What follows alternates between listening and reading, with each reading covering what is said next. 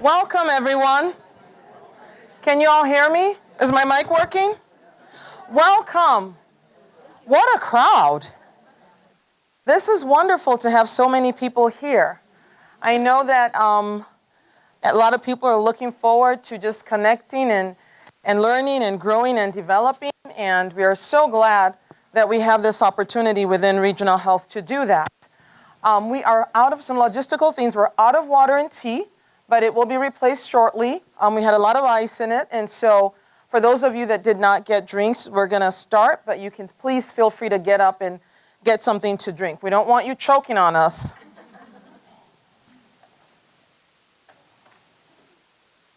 I got to make sure this clicker is working.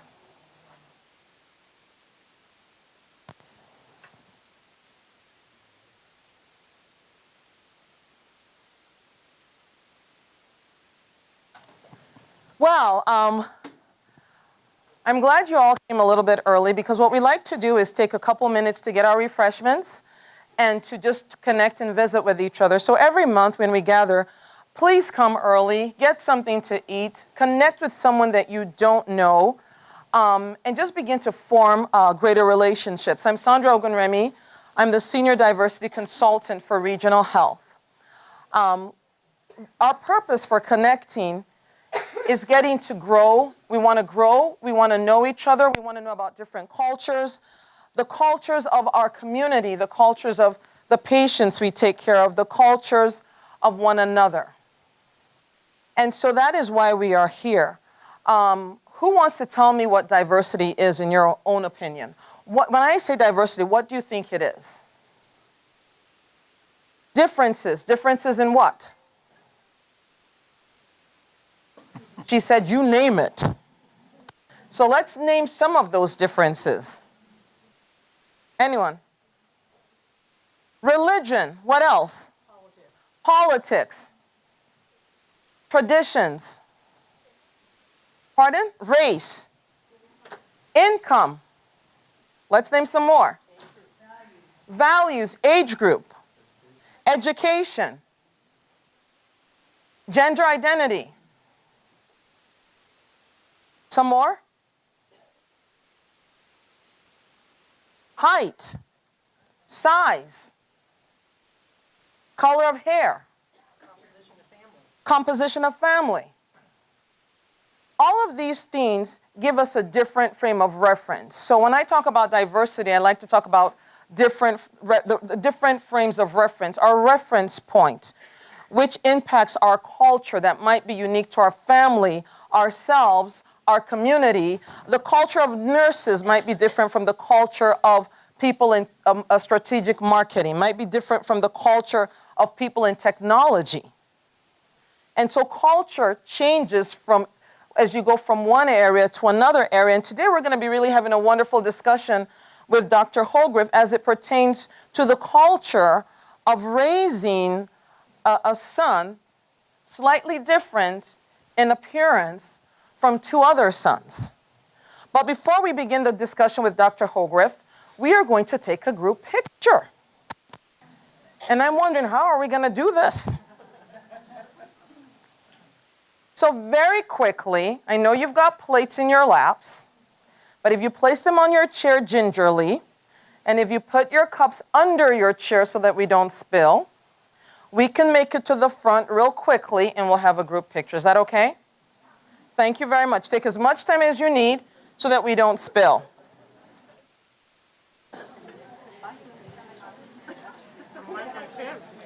Somebody might steal it.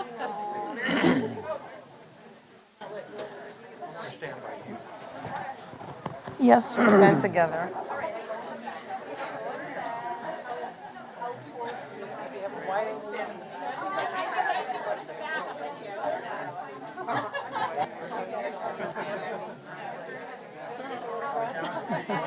Yeah.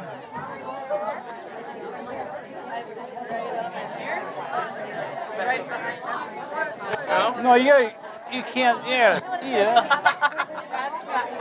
Look at, I'm eating my teeth.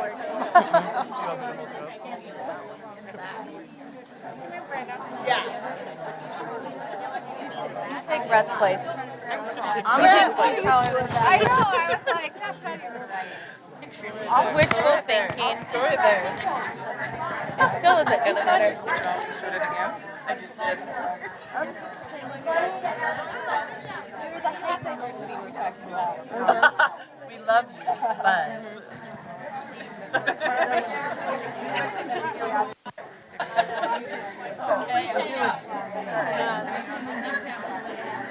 I was gonna go to manual, but I moved it back to auto and just took a picture. And then I took a couple pictures and then I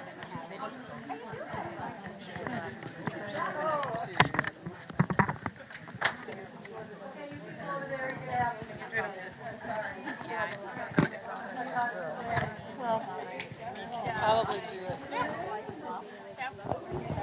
Take some with or through your lens. Right, but look at your lens through your.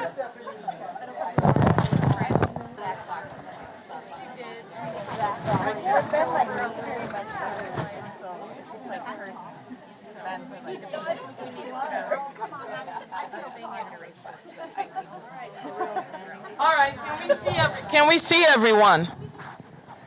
Let's see. You guys have arranged yourselves so nicely. You're like professionals. Now, if Paula, will you come? Where are you going to stand?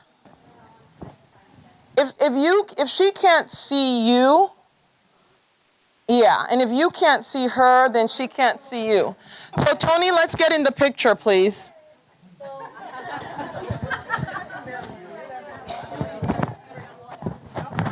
You're going to have to help me get up. Believe me, I will. You can have a chair. Or we can put a chair. No. You're good? There you go.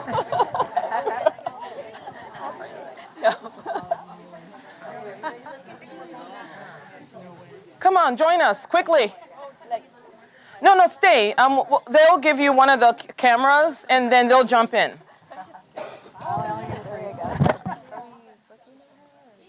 So, Okay, wait a minute. Don't move. Let's get the two of them in the picture, and we'll give her the camera. Paula, give her your phone. Don't move. Whoa.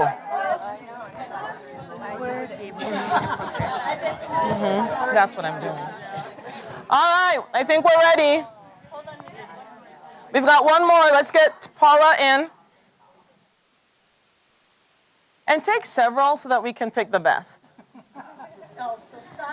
No, this is Paula's camera. She gets to pick.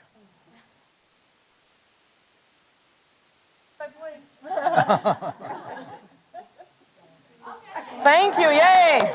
Okay, you gotta help me.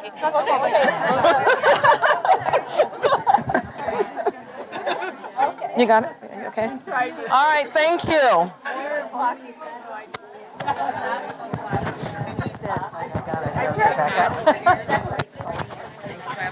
It's like,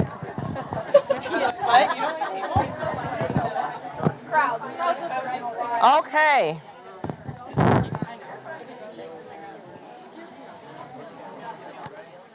Break free. Oh, trying to swim upstream.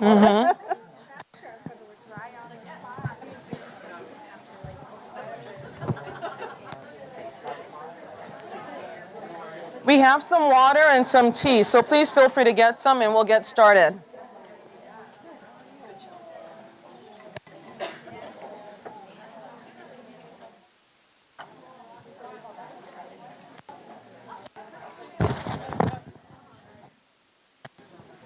okay. No. As long as it's got the slides up, I don't need the notes.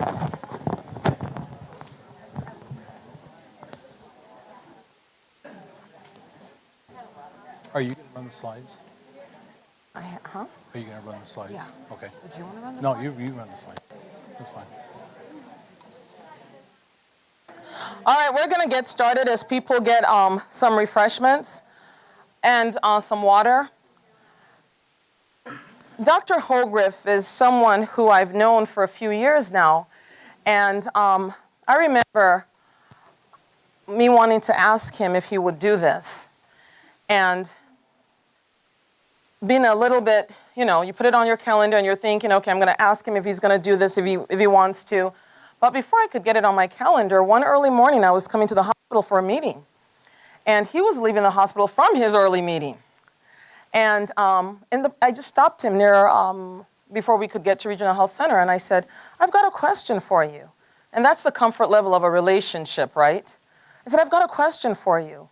Would you be willing to share your life's journey as it pertains to your son, the son that you've told me about in the past and some of the stories we've shared? And you know what he said? Absolutely. So a 30-minute meeting of explaining why you should do this and the importance of this was condensed to 1 minute. That's my kind of meeting. And I just want to say thank you. You are very inspirational, very humble, very people-oriented, very caring. And I say this from the bottom of my heart. I'm going to let you introduce yourself so that people get to know who you are as we get started. But it has been a great blessing for me personally to know you. So thank you. Thank you. So some of you know me. I'm Dr. Lou Hogrefe. I'm a family medicine physician by training. I grew up in Gregory, South Dakota.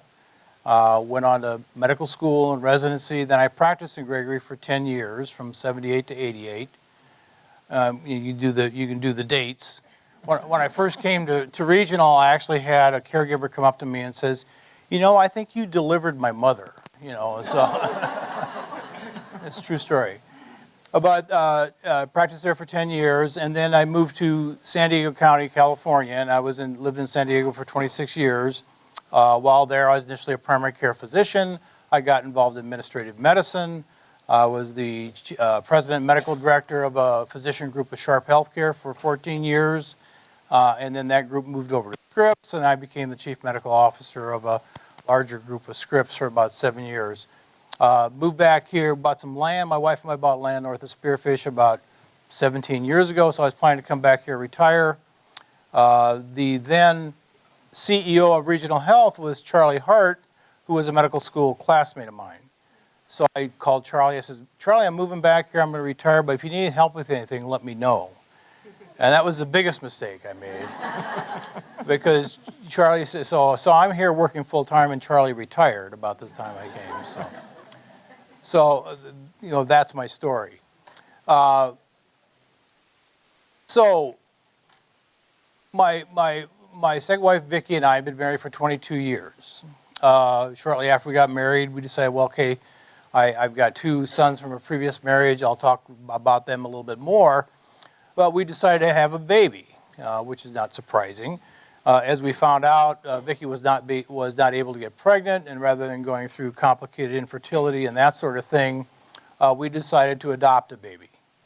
We went through an open adoption process, where, if you're not familiar with that, we got to meet these mothers who wanted to give up their baby at birth and that sort of thing, and that's how we ended up with Lucas.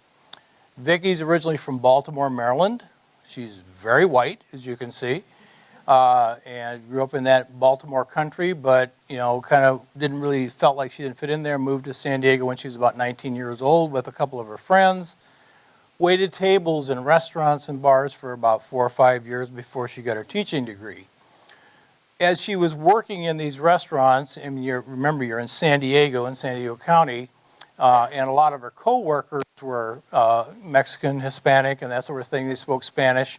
So without ever going through any courses, she learned to speak fluent Mexican Spanish. She eventually ended up being a grade school teacher for about 26 years in elementary schools. She got her bilingual credential, so she could teach kids with English as a second language, ESL kids, and that sort of thing. So she and I have been together for 22 years. These are here's the top picture is my son Ryan, who's now 40 years old, still living in San Diego, and that he's holding Lucas when Lucas was a baby, and then my other son John, who is now living in Spearfish with his wife and my 2 grandkids. So I'm glad they're there. They moved there from San Diego last July. And then, that's not exactly a doctor picture there. Nah.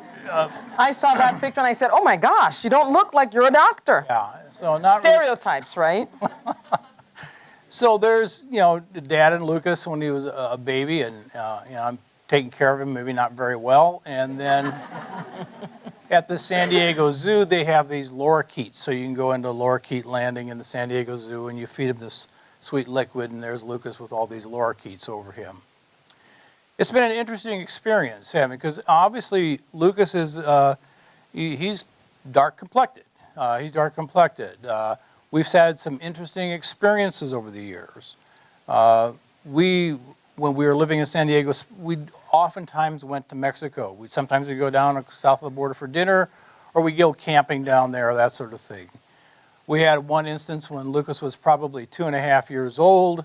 We were in Mexico. I think we were camping. It was my wife and myself and Lucas and my brother and sister-in-law coming back across the border. And in those days, you didn't need a passport to go across the border in and out of Mexico. So we come across the border, and here's the line. Sometimes it takes you 2 hours to get through the line of cars. We got pulled over into secondary inspection. And what they were concerned about is here are these 4 white people, and we've got this Mexican kid. They thought we were stealing, or they were concerned we were stealing Lucas from Mexico. So we spent about an hour and a half or 2 hours in secondary inspection. It was to the point where I almost was going to have to drive back about an hour and a half and get Lucas's passport to prove that he was ours. But interestingly enough, the Border Control agents kind of observed Lucas and his interactions with Vicky, his mother, and finally concluded, yeah, these people he belongs to these people. So they let us go. And so as he's telling his story, we'll be talking about the healthcare application. Is that okay? Because we're all in healthcare. So think about when you are registering someone or you have a patient, what does family look like to you? In this situation, he would have had to leave his family over there, go out for hours, come back. He didn't have the right paper with him, but the Border Patrol people looked and used some judgment. Now that is where we have to be very, very careful, because we are paper-driven and documentation dependent in healthcare. When do you think it's okay to make a subjective decision? Anyone? In your experiences and in your years of practice, when is it okay to make a subjective decision? I'm going to pick on you because you have so many years of experience. A lot just depends on the circumstance. All upon to use our judgment every day. Did you hear what she said? A lot of it depends on the circumstances, and we're called to use our judgment every day. Now, you use your judgment while not violating federal regulations. But there are times that we have to use our judgment while adhering to the things that could get us in trouble, such as HIPAA, right? But there are times that you can use a little bit of judgment to determine what to do without putting yourself or the organization at risk. Any question? About how old was Lucas when this happened? He was about 2.5. About 2.5. Questions on Lucas and Dr. Hogrefe before we go on to the next slide? So Dr. Hogrefe, you're going to tell us about some of the grocery store experiences that Vicky had with Lucas. Well, yeah, it's just, so Vicky had several experiences in the grocery store. It just seems like that's where a lot of the experiences happened, both at the checkout line with people at the checkout counter saying, well, you must be his au pair, or you're taking care of him. They thought Vicky was his au pair, and she was taking care of this child for a rich Mexican family type thing. Or interesting stares and looks from other people in the grocery store. Just a lot of curiosity. What's this white lady doing with this, obviously Mexican child? And that was, especially when he was a baby, it got a little bit better as he got older. But it was that, day-to-day experience in grocery stores and other stores, in the malls and that sort of thing with funny stares from people. And so as healthcare as healthcare workers, as caregivers, that is something that we really need to be very cognizant of. Is people know when you're staring at them. And we have to be very careful. People can tell. When we try to hide it, they can still tell. And so when families come in and they look different or they act different or there's just something that is new to you, we have to be very, very careful. And I call it the 3-second glance. You glance away within 3 seconds. Because if you don't, then you're like fixated. And you think you're not looking and you're turning, but you're still looking. And so I tell people 3 seconds, look, and then you look away. And that way, you don't end up staring without knowing that you're staring. Families do not always look alike. We've addressed that. Be very careful. We have a lot of patients who might be, as we would say, a different complexion. Don't stare at them. Let's smile and encourage and welcome and greet everyone who comes into our facility, our healing environments. So this is various pictures of Lucas at various stages of life. We got a couple other interesting pictures, but you know, obviously we're a horse family, and so he's been on horses since he was a little baby. And you know, you go through these different pictures. It's interesting. We went to Hawaii one time, and they thought he was a Hawaiian kid. We went to Spain one time, and they thought he was a Spanish kid. And then obviously when he's on his horse down there in that right lower hand picture, he looks like he's down in Mexico. He looks like a Mexican kid. So it's interesting. We've been in different situations where, you know, he almost could fit in with the native population in different circumstances. And so as we were talking about this particular slide, I said to him, because he fits wherever he goes, if people of that region have a similar complexion, we have to be careful not to profile when we're registering a patient. Because if he walked through the door, you might just say, oh, he's Lakota, and not ask the question. We're very thankful that at regional, we always ask the question and we let people answer that. But we want to make sure that we continue to do so and not profile and think you know the race or ethnicity of anyone. Let them tell you their race and their ethnicity and their preferred language. So I'm going to be talking very briefly on stereotypes. A lot of times we forget that the United States is shifting. And they say by 2040, some are saying 2050, the minority will become the majority. And because of the shift, families are no longer what they used to be 50 years ago, 100 years ago. We are now having multicultural families. We're having families that are not what we would normally think. Grandparents raising their grandkids. We're having situations where we're having biracial families. And so we have to be aware of that. We've not put a slide of the homogeneous family because we all know what that looks like, right? We all know what that looks like, but we're beginning to see things are changing and are evolving, and what you believe family to be for you may not be what family is for another person. And when people walk into our healing environments, our job is to embrace them as they are and to make them feel very welcome. And so we just want to continue to encourage that family is not always what we think it is what the family unit themselves decide it is. And we don't get a say in that. We embrace and support and we give it our very best and we let them feel loved, welcomed, treated. They recover, they leave feeling like this has been the very best healthcare system in the United States. So you're going to tell us a little bit about some of the events that he was involved with. Well, so other events, maybe go to the other slide. Can we click the other slide? Yes, we can. Okay. Sir, well, you want to tell us about some of the Mexican cultural stuff that he experienced before that? Well, yeah, Mexican cultural stuff. So, you remember we were living in San Diego County. And, in his especially in school, especially when he was at grade school, about 50% of the kids entering school are Hispanic kids. So he really fit in. There was no problems in grade school. There were no issues with that. He had some challenges in sports.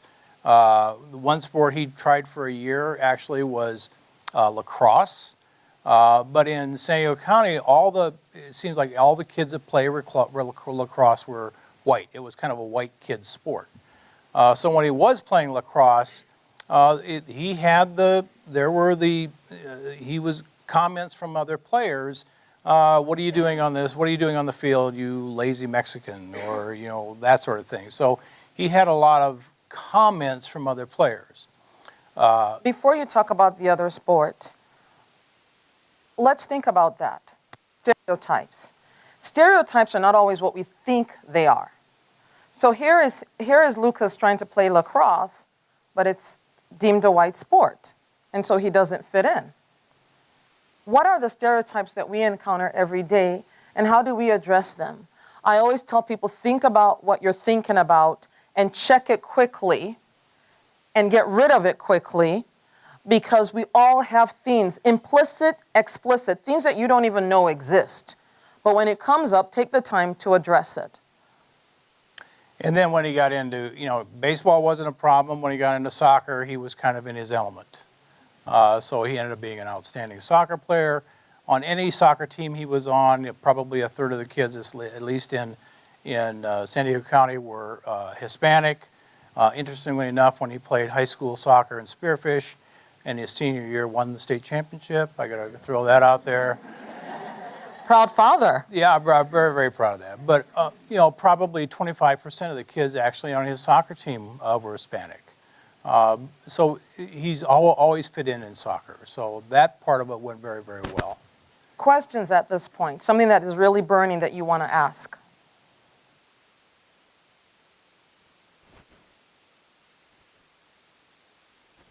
I know it. White kids sport. Yep. Oh, she had mentioned, considering that lacrosse was not originally a white sport, she's amazed that it's now a white sport. And if you're not white playing lacrosse, you're kind of in the wrong sport. Any other question or comment? Yes. So the question that she asked is, did the coaches address that, or leave it up to him to address? No, the coach on his team did address that and, kind of consoled him and that sort of thing. But the coaches on the other team, they probably didn't even know what was going on because it's happening out on the field, to be honest with you. And so it's our job to pay attention to when we see things. It may be happening on our team, it may be happening on another team. Let's help educate one another and encourage each other to be the very best. Sometimes people say things without understanding the implication or how hurtful it can be. And so it's our job to pull people aside. We don't want to call people dumb blondes or angry redheads or, angry black women. We want to make sure that we help people understand that. Okay. That is not the best way to communicate or the best things to say in our healing environments. So some interesting experiences there. So we moved to Spearfish right before freshman year of high school. And then within, by the time he was 14, he was driving and that sort of thing. He's probably been pulled over at least 5 times by the police in Spearfish. And it's usually for driving maybe 2 miles over the speed limit. I'm going to pause you. How many of you have had that experience? Just being pulled over. Okay. No. Being pulled over. Okay.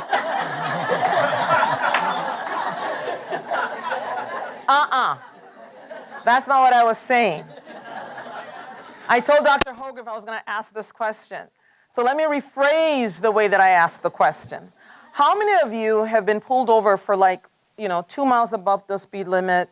Maybe you feel like, they looked at you and they decided they needed to pull you over, not because you were doing anything really wrong. Not because you were speeding. I have a lead foot, which I have cured. But how many of you feel like that's been an experience that was, negative? Okay, we have some hands. We have some hands up. Continue and we'll ask some more questions. Yeah, and then if you go to the next bullet, in each of these situations, he's learned how to be, he's a very polite son, a very polite child. So he's always very cordial to the police. He's had his, most of the time when he gets pulled over, his car is inspected for drugs. They're looking for drugs. Now he drives kind of a beat up old car. That probably doesn't help any either as far as that's concerned. But he's learned how to be very polite, yes sir, yes officer, that sort of thing. So he's learned how to handle those situations very well. Now there was a time when he was doing something that he shouldn't have been doing with some other kids that shouldn't have been doing what they were doing. And they were stopped by the police. He and two other Hispanic kids and a white kid were in the car. And interestingly enough, the policeman went up to the white individual and says, "Gosh, what do these kids have? What did they do? What did they force you to do?" The three Hispanic kids, including my son, were all then arrested, charged, and that sort of thing. And the white kid, there was no arresting, no charging, nothing. And he was the driver of the vehicle. So it was another interesting experience. And again, we're going to ask some questions here. How many of you have experienced that, where maybe you were guilty, but you were let off the hook, but other people around you were not let off the hook? How many of you have ever experienced that? Okay, Bobby Jean, do you want to share? And I'll repeat it because they're recording.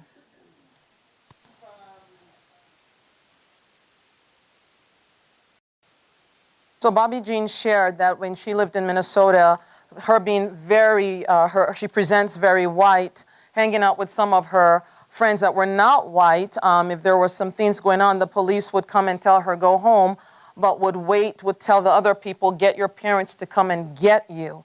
Does anyone else have such an experience that you want to really quickly share? The importance of this is we need to understand what happens to a lot of our natives and a lot of our minority population, because Lucas was probably profiled as native more so than being Mexican, right. And so, or Hispanic. And so we have to understand that when people walk through our doors, I've shared this before, and we ask them for their driver's license to write down their names, or we tell them that we can't share information with someone who is not on their form as someone we can release information to. They may not respond the way that you would expect them to respond, because they have had to deal with so much, and now they're very vulnerable within the hospital system, and they don't realize we're just following rules and regulations. And a lot of times people that are minorities deal with situations where, as he said, one kid is told they are bad influences, but he never found out whether the one person that was excused was the one who actually bought the stuff and is the more guilty person. So we have to really be very careful in dealing with our patients, in dealing with one another, because our frame of reference and our stories are not the same.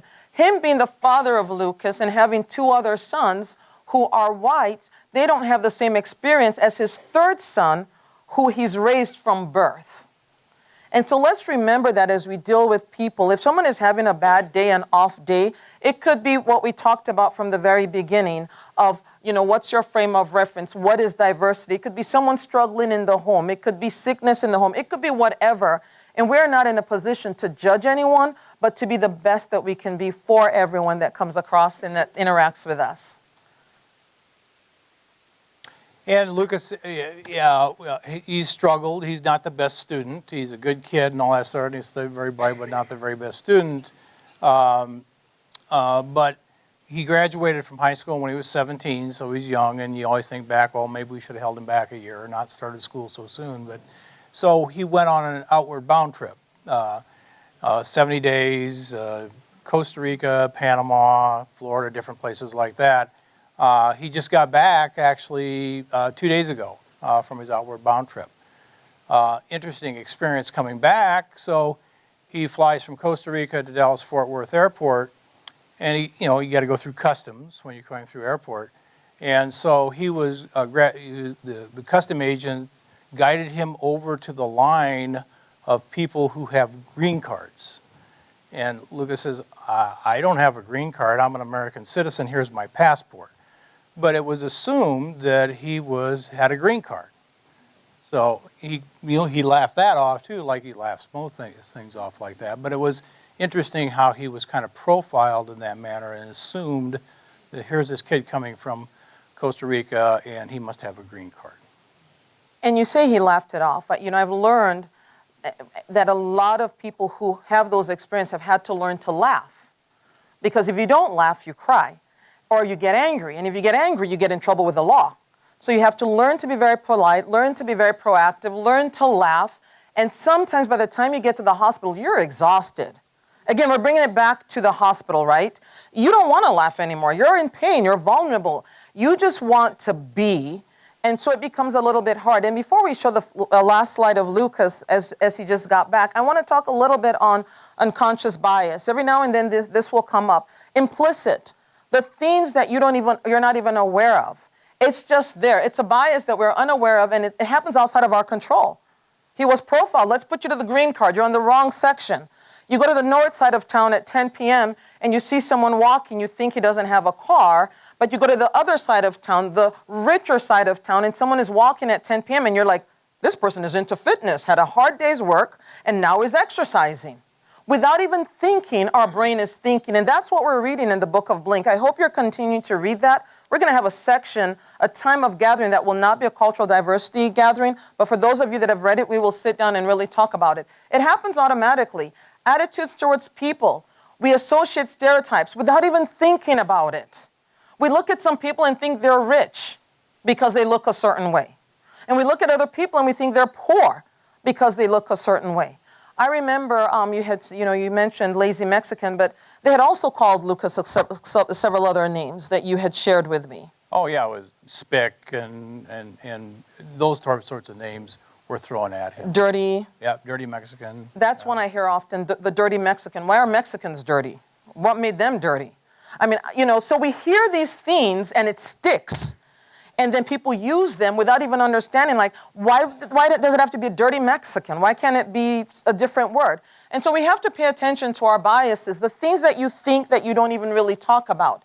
Pay attention to the things that you say, your conscious bias, attitudes and beliefs about a person that's at the conscious level. These biases are things we express. So when people then say, lazy Mexican, lazy native, this, that, you hear it, and then you have an opportunity to educate. So I always like when it comes to the forefront and people are actually saying it, because it gives me an opportunity to educate them. It's harder when they don't even know that it's there, and it comes out in actions. Affinity bias, I love to talk about this because affinity bias occurs when we see someone we feel an affinity with, when we see someone we can identify with. An example is someone who's attended the same college or grown up in the same town. And so you suddenly like someone because you see on their profile that they went to your college. My daughter is graduating from college in June, and she created a LinkedIn profile, and she came across his name, and she immediately liked him. Never met him, didn't even know how to say his last name. But she was like, I'm going to send him a friend request. UCI. UCI. We're buddies now. And she's 22, almost 21, going on 22. But she had an affinity for him. It's affinity bias. I see Krishna Blair, and he looks like my son. He's looking away like, who is Krishna Blair? He looks like my son. Looks very much like my son. So when I see him, I cannot but hug him. There could be 300 people in a room. I just grab him and I hug him and I just pull him tight. And people might be like, what is wrong with Sandra? Well, he looks like my son. Yes, you are my son. Thank you. He became my son several months ago. He's my son. When I'm talking to him and people are around, I'm like, I'm talking to my son. He's my son. He's my bonus son. And now when you see, and seriously, all of us have affinity bias. But in an environment where there are more whites than there are other races, your affinity bias will be more towards people that look like you. And I shared with Dr. Hogrefe something that happens to me every time I travel. When I'm looking for someone to help me, I go towards white men because that's where my bias is towards. Unless I see someone who looks African and looks like my husband. Does that make sense? So no matter where I'm at, I'm like, excuse me, could you help me? And this just happened to me last week again. I was at a train station and looking, and I said, could you help me? And this man, with all of his people, he realized this lady needs help. He was a white man. He grabbed my bag, helped me, made sure I got off the train. Are you okay? It kicked in again, this affinity bias, because most of my life in church, outside of the church, I'm interacting with white men or with African men or with people from, people that have foreign roots. Does that make sense? And so I can tell when my affinity bias is kicking in. So we got to pay attention to that with the people we work with so that we don't have warm feelings for some while having cold feelings for others. And the cold feelings we have are for people that we have never related with. We don't have a clue. So someone from Korea comes into work and you've never worked with a Korean, you might think they're strange. But they're not strange. It's affinity bias kicking in. With that, Dr. Hogrefe, we were talking and you mentioned some of the things that you've done in your life that you think is important for everyone to hear. Well, what I've learned in medicine, and I think, I'm a family physician, so I'm a primary care physician.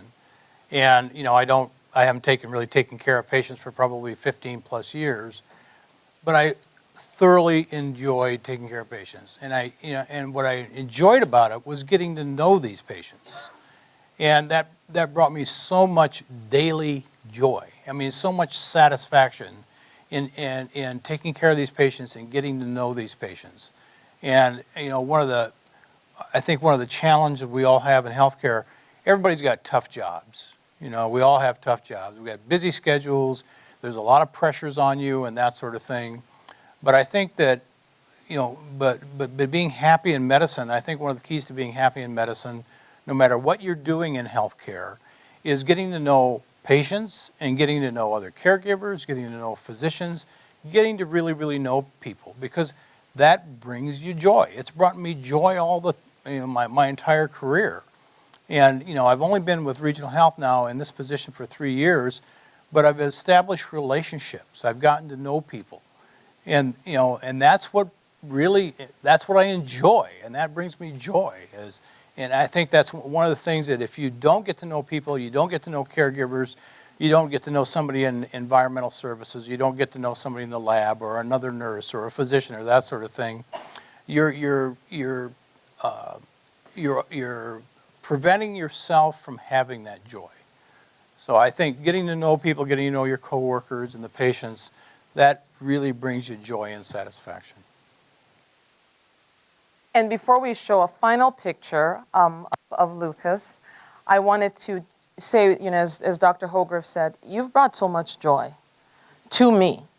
And you've gotten to know people and you connect with people. And like I had said at the beginning, a 30-minute meeting became a 2-minute meeting, 1-minute meeting, because we talked quickly in the hallway or in the parking lot, not the hallway, the parking lot. And it's so important that we really connect with each other. We are better together. Did you guys enjoy this?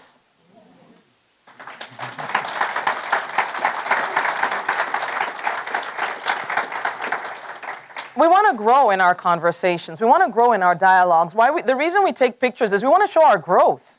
We want to have those gatherings where we can grow. We can apply it to the patients, apply it to one another, apply it just across our community and be that positive change. We do have a few themes. So we have our next gathering, April 25th. We look forward to seeing you. Come early. Refreshments will be ready. Grab something, sit down, and learn, develop, grow, connect. As I'm showing you these things, think of questions you want to ask Dr. Hogrefe. We have a few of the Native Americans in the Great Plains classes taking place. We know these two are in Rapid. If your schedule permits you to come for an hour session, go to the I Learn page and click on it and come and attend and grow together. And I think I'm missing the picture of Lucas on this. It is not there. All right, we had a final picture of Lucas, but it's not there. He sent it to me yesterday, and I must have pulled up the wrong version this morning. But that's okay. He looked handsome. I saw it. I liked it. Unfortunately, you can't get into my head to see that beautiful picture. But if you come back next month, I promise you I will open with that picture. And if we're gonna put the material for a short while on our cultural awareness page, and you'll see a picture of Lucas. Is that good enough for you? Okay, so you're going to go to the caregiver page, cultural awareness. You will see a picture of Lucas. More questions for Dr. Hogrefe. We have 10 minutes. Yes.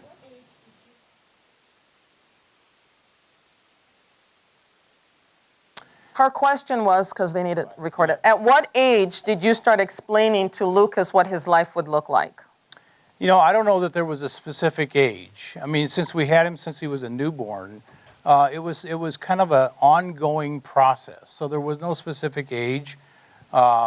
I've told all my sons, because I've had law enforcement officers as patients, and some of them are outstanding individuals, and others, are not. And I've taught all my sons, and I did the same thing with Lucas. If you ever get stopped by the police, it's, please and thank you and yes, officer, and that sort of thing. And whatever they tell you to do, do. And so I did the same thing with Lucas as I did my two white sons, to be honest with you. So.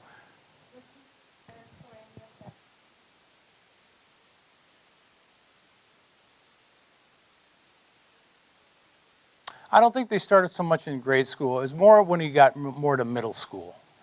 It's really when it was more middle school. And it didn't happen so much in the school system in school, but it happened in sports and other activities.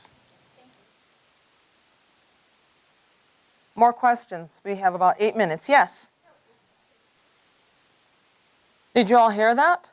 And I won't be able to repeat everything for the camera's sake, but the bottom line is, when we see patients, we must let them know that their care will not be compromised regardless of their method to pay. And we have to find a way of saying that nicely from the very get-go, because every patient has that at the back of their mind. All of us with insurance in this room are thinking, how much is that going to cost me? And those without insurance are thinking, are they going to give me the best care even though I don't have insurance? So everyone has money on their mind, but from different perspectives. Are you all with me? So that kind of summarizes what you just mentioned. Anyone else? Question, comment?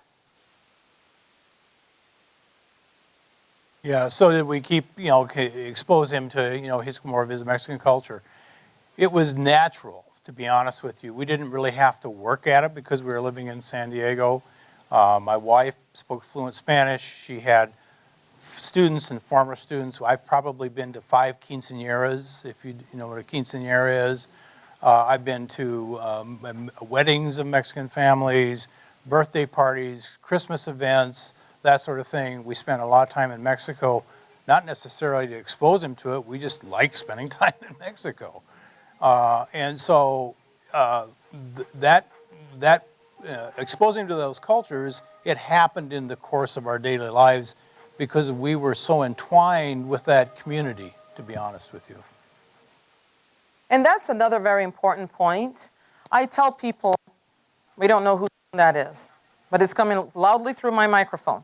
But nevertheless, I always tell people, if everyone around you looks like you, and when I say looks like you, I'm talking about all what we call diversity earlier. You're in the same financial class, you're about the same size, you're in the same profession, you have the same number of kids, you attend the same church, or you attend the same wrestling games or basketball. And if your life, not your color, is almost homogeneous, that's a problem. You've got to have the rich, the poor, the ones with 10 kids, the one with no kid. You've got to have all of that around you to actually be able to have the empathy and the compassion. If you've never visited a nursing home and witnessed someone really suffering and not being able to get out of it because their life suddenly changed because of a devastating condition, if you have not been out of your element, that is not good. You have to be able to have that whole 360 experience and have people share their stories with you. I've experienced what Lucas has experienced, and I shared that with you. With no lead foot this time, I was driving, and I was pulled over. And I was told, you weren't speeding, but you forgot to turn the left indicator light on. And I said, there was a man going past me, and I was slowing down for him. He said, you did everything right, but I got to give you a warning. I smiled. I was proactive. I didn't let my eyebrow go. Are you kidding me? No, no, no, no. A smile. And so when Dr. Hogrefe and I met and we were talking, we were swapping stories because we all have stories. Some are good stories, some are bad stories. Some are painful stories, but we all have stories. And they're all from different reference points. But let's begin to share our stories and be very, very bold. And if you have a story that you really want to share, please let me know. It may not be next month, it may not be the month after, but I'll meet with you. We'll talk about these things and we'll determine when in our pipeline we can get you in, and we'll practice with you and create slides and make sure that it's a positive story. Because we never want to share a story that is painful from a perspective that everyone will leave here depressed and will eat more cookies. So has this been very positive? Have you enjoyed this?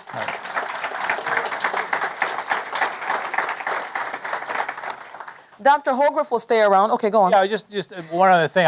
As you were talking, I was thinking, but anyway, I wasn't really listening. But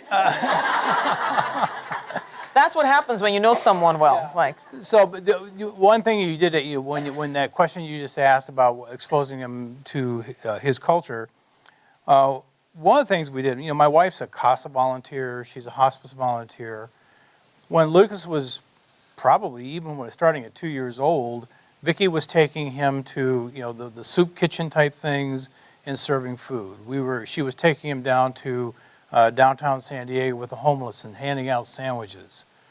So a lot of effort, there was effort to put in place to get him used to people who were having challenges. Dr. Hogrefe is going to hang around. If you have questions, you want to talk with him, he's available. We want to always stop at 1 so that you guys will always come back knowing that we'll be respectful of your time. But we're still here. So feel free to come up and talk with Dr. Hogrefe, talk with me, and tell us some of your ideas or thoughts. Thank you so much. Have a good rest of the day.